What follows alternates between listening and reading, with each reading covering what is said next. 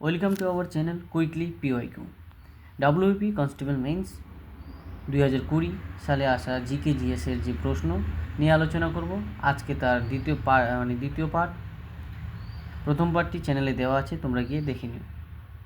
প্রথম যে প্রশ্নটা নিয়ে আলোচনা করব সেটা হচ্ছে সানি ডেজ কোন বিখ্যাত ক্রিকেটারের আত্মজীবনী? সানি ডেজ কোন বিখ্যাত ক্রিকেটারের আত্মজীবনী? সেটা সঠিক উত্তর হবে সুনীল গাভাস্কার।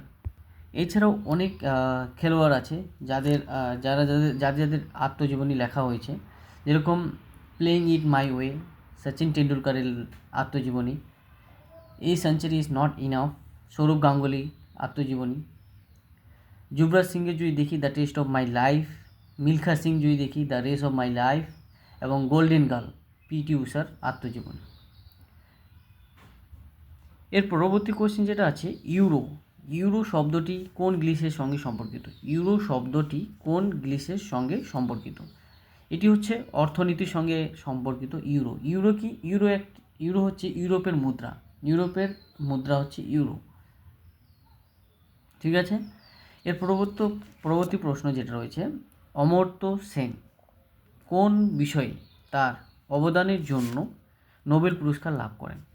অমর্ত্য সেন কোন বিষয়ে তিনি নোবেল পুরস্কার পেয়েছিলেন? সেটি হলো, সঠিক উত্তর যদি দেখি, অর্থনীতিতে তিনি পেয়েছেন। এবং অমর্ত্য সেন প্রথম ভারতীয় যিনি অর্থনীতিতে নোবেল পুরস্কার পেয়েছেন 1998 সালে। এর পরবর্তী প্রশ্ন, অমরকণ্টক থেকে কোন নদীর উৎপত্তি? অমরকণ্টক থেকে নর্মদা নদীর উৎপত্তি হয়। নর্মদা নদী যদি দেখি, এটি একটি দক্ষিণ ভারতের পশ্চিম বাহিনী নদীগুলির মধ্যে দীর্ঘতম। এটি মধ্যপ্রদেশের অমরকণ্টক থেকে উৎপন্ন হয়েছে এবং খাম্বা উপসাগরে পতিত হয়েছে। এখানে যদি দেখি, নর্মদা নদীর ওপর সর্দার সরোবর বাঁধ নির্মিত হয়েছে।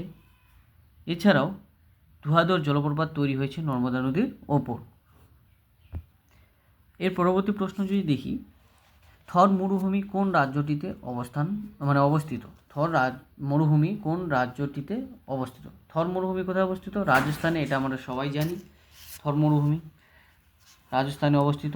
এবং যদি দেখি রাজস্থানে কোন কোন জাতীয় উদ্যান রয়েছে, তো জাতীয় উদ্যান যদি দেখি, ডেজার্ট জাতীয় উদ্যান রয়েছে রাজস্থানে, কেওলাদেও জাতীয় উদ্যান রয়েছে, রণথম্বর জাতীয় উদ্যান রয়েছে। রণথম্বর জাতীয় উদ্যানটা মনে রাখবে, এটা রাজস্থানে রয়েছে। এটা একটি গুরুত্বপূর্ণ প্রশ্ন যে রণথম্বর জাতীয় উদ্যান কোথায়, কোন রাজ্যে অবস্থিত, তাহলে এটা বলতে হবে রাজস্থানে।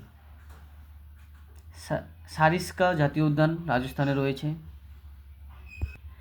এবং নেক্সট প্রশ্ন যেটা আছে, মুঘল আমলে প্রচলিত মনসবদারি ব্যবস্থা কিসের সঙ্গে সম্পর্কিত ছিল? মুঘল আমলে যে মনসবদারি ব্যবস্থা প্রচলন ছিল সেটা কিসের সাথে সম্পর্কিত ছিল? তাহলে হবে, সঠিক উত্তর হবে সেনাবাহিনীর সঙ্গে। কিসের সাথে? সেনাবাহিনী। এখানে একটু প্রশ্ন হতে পারে যে মনসবদারি প্রথা কে চালু করেন? মনসবদারি প্রথা চালু করেন মুঘল সম্রাট আকবর। এটা একটা গুরুত্বপূর্ণ প্রশ্ন, বিভিন্ন পরীক্ষায় এসেছে, এটা মনে রাখবে। মুঘল সম্রাট আকবর মনসবদারি প্রথা চালু করেন। এর পরবর্তী প্রশ্ন যেটা রয়েছে, আইরিস মানব শরীরের কোন অংশে অবস্থিত? তাহলে হবে চোখে। আইরিস কোথায় থাকে? চোখের মধ্যে থাকে। এর পরবর্তী প্রশ্ন যেটা রয়েছে, অষ্টাঙ্গিক মার্গ কোন ধর্মের সঙ্গে সম্পর্কিত? অষ্টাঙ্গিক মার্গ কোন ধর্মের সঙ্গে সম্পর্কিত? এটা সবারই জানার কথা এই প্রশ্নটা। অষ্টাঙ্গিক মার্গ হচ্ছে বৌদ্ধ ধর্মের। ঠিক আছে। এর পরবর্তী প্রশ্ন হচ্ছে, বুল অ্যান্ড বিয়ার এই শব্দবন্ধটি কিসের সঙ্গে সম্পর্কিত? বুল অ্যান্ড বিয়ার এই শব্দবন্ধটি কিসের সাথে সম্পর্কিত? সেটা হচ্ছে অর্থনীতির সাথে সম্পর্কিত। পরবর্তী প্রশ্ন, বাংলার আকবর কাকে বলা হয়? বাংলার আকবর বলা হয় হুসেন শাহকে। মনে থাকবে হুসেন শাহকে, বাংলার আকবর বলা হয় হুসেন শাহকে। এর পরবর্তী প্রশ্ন যেটা রয়েছে এটা তোমরা সবাই কমেন্টে উত্তর দেবে, এটার উত্তর কি? ইংরেজ সরকার পেশ করা যে ইলবার্ট বিল কিসের সাথে সম্পর্কিত?